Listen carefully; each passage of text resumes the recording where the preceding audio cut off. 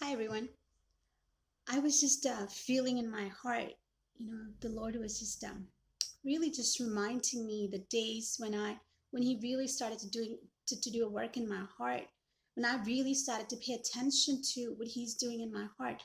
One of the things that He put in my heart was, am I being led by the Spirit? And just to give a quick testimony about my background, I grew up in the church. I was involved in all the different church activities. I in Sunday school, I was a Sunday school teacher. You know, um, According to what I thought at that time, man, I'm living how a Christian's life should be. And then one day, the Lord was just speaking to my heart, and then He was asking me, "Are you being led by the Spirit?"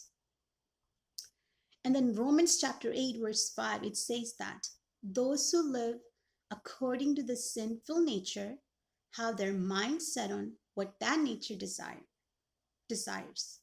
But those who live in accordance with the Spirit have their minds set on what the Spirit desires. So at that time, the Lord was just like really asking me to check my heart. Where, what was that? What were the things that were going through my mind? Was that of the Spirit or was that of my flesh?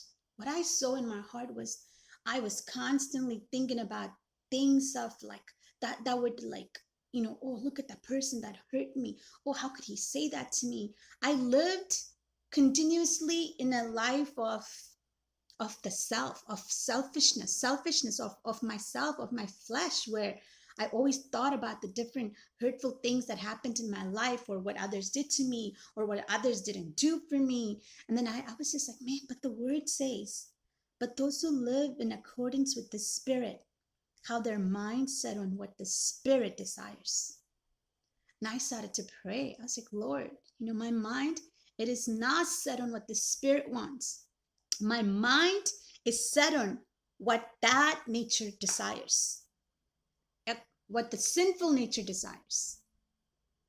The sinful nature wants me to look at the things around me, the things that are not pleasing myself, the things that are not pleasing my flesh.